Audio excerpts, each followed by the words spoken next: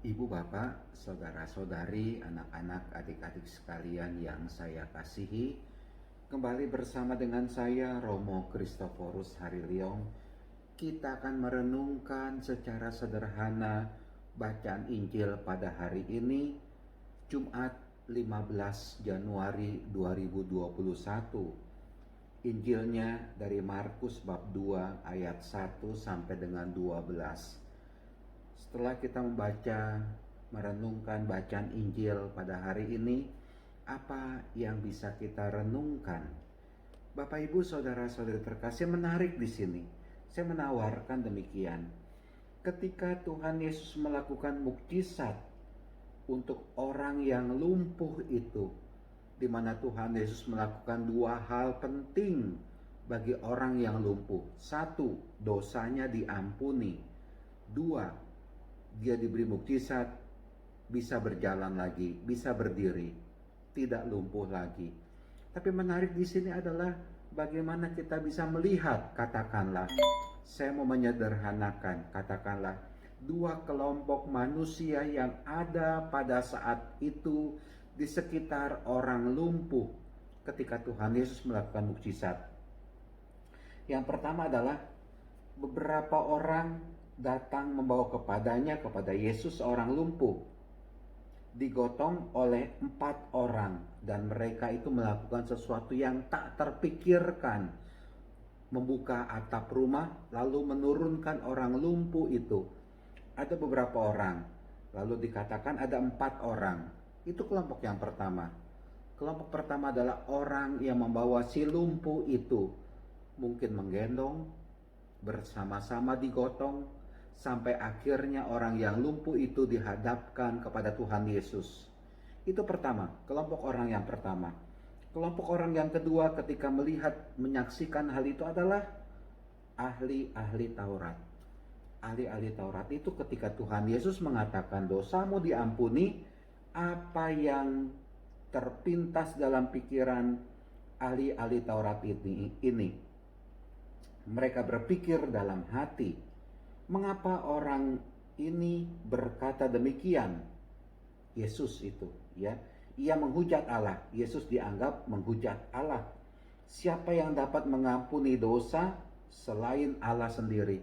Dua kelompok manusia, yang satu bersama-sama menggotong, membawa orang yang lumpuh kepada Tuhan Yesus supaya disembuhkan, dan yang kedua ahli-ahli Taurat, yang ketika Tuhan Yesus melakukan itu, dia mencibir, katakanlah, mempertanyakan, loh, Tuhan Yesus kok menghujat Allah karena dia mengampuni orang tersebut. Nah, Bapak Ibu, saudara-saudari terkasih, ada dua kelompok ini orang, ya. Pertanyaan sederhana, kita termasuk yang mana? Saya, Anda termasuk yang mana? Apakah kita sama seperti orang yang bersama-sama menggotong si orang lumpuh itu, mengangkat si orang lumpuh itu dan menurunkan orang lumpuh itu dari atap rumah, dihadapkan kepada Yesus? Kita berusaha menolong orang itu, atau ahli Taurat, engkau menghujat Allah? Atau ahli Taurat di bagian yang lain mengatakan, ini kan hari Sabat, mengapa dia bekerja di hari Sabat? Itulah, ada kelompok yang mendukung, ada kelompok yang menolong, ada kelompok yang membantu, atau juga ada kelompok yang menghujat, mencibir, mempertanyakan dengan begitu sinis.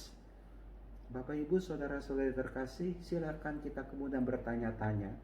Kalau kita berhadapan dengan orang yang menderita, berhadapan dengan orang yang sakit, berhadapan dengan orang yang kesusahan, maaf saja, mohon maaf, berhadapan dengan gelandangan, dengan pengemis, mohon maaf sekali lagi.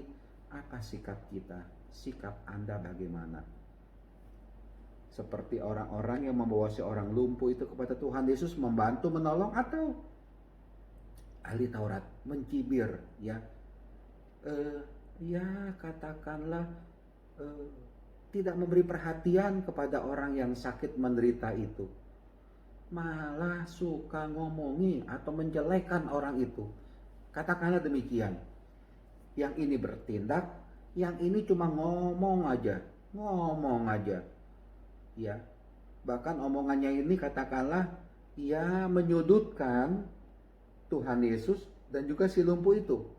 Jangan-jangan ucapan kita, omongan kita juga, pandangan kita, pikiran kita, hati kita juga menyudutkan orang yang sakit, orang yang menderita, orang yang kesulitan itu. Alih-alih membantu, tetapi menyudutkan. Nah, inilah dia yang kadang-kala mungkin terjadi dalam hidup kita. Oke, sekarang mari kita lihat. Kita enggak kebagian yang kelompok orang pertama atau orang yang kedua. Tapi mari kita lihat, seandainya Anda sebagai orang yang lumpuh, bagaimana itu? Bagaimana itu? Anda orang yang tidak berdaya, menggerakkan tangan, menggerakkan badan, menggerakkan kaki juga tidak bisa. Mungkin hanya bisa bicara, mungkin hanya bahasa mata katakanlah, melirik kiri kanan. Dan ketika dia diturunkan dari atap rumah, dia tidak berdaya, tidak bisa apa-apa. Dan ketika dia dihadapkan kepada Tuhan Yesus, dia juga tidak bisa apa-apa. Syukur kalau dia bisa ngomong. Tapi kalau dia itu lumpuh yang tidak bisa ngomong, saya ingat itu Bapak Ibu.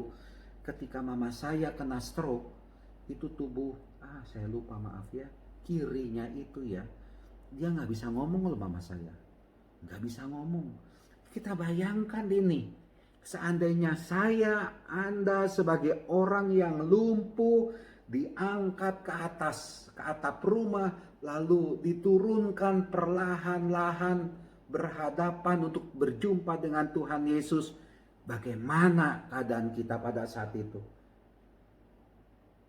Ya mungkin saya akan merasa saya bukan orang yang hebat, bukan orang yang kuat. Saya memang tidak bisa melakukan apa-apa. Bergerak pun saya tidak bisa, orang lumpuh itu bergerak pun tidak bisa. Melakukan sesuatu pun pasti sangat terbatas.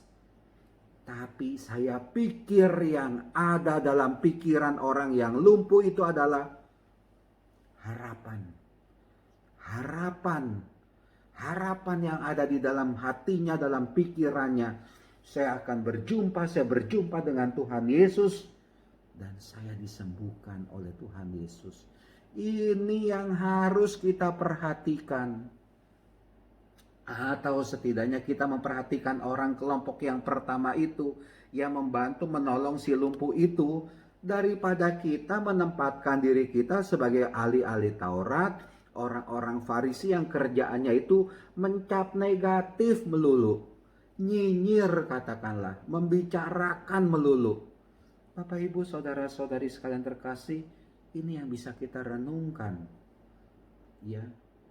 Sekali-sekali kita menempatkan dirilah sebagai orang yang lumpuh itu, sebagai orang yang menderita itu. Atau setidak-tidaknya mari sekali-sekali kita menempatkan diri sebagai pengemis itu, gelandangan itu. Menempatkan diri seandainya saya, sekali lagi maaf, sebagai pengamen itu. Apa yang kita harapkan? Anda mau seperti apa itu? Mau menjadi orang kelompok pertama? Mau membantu atau mau menjadi ahli-ahli Taurat? Mencemooh. Ya, jawabannya itu ada di dalam hati kita. Tapi bacaan Injil hari ini membuka hati kita, membuka mata kita, membuka pikiran kita untuk bisa melakukan apa yang bisa kita lakukan. Kita sudah tahu itu jawabannya. Tapi mari kita lakukan. Tuhan memberkati, Tuhan melindungi, Tuhan mendorong Anda sekalian, mendorong kita semua. Lakukanlah yang terbaik untuk Tuhan. Amin.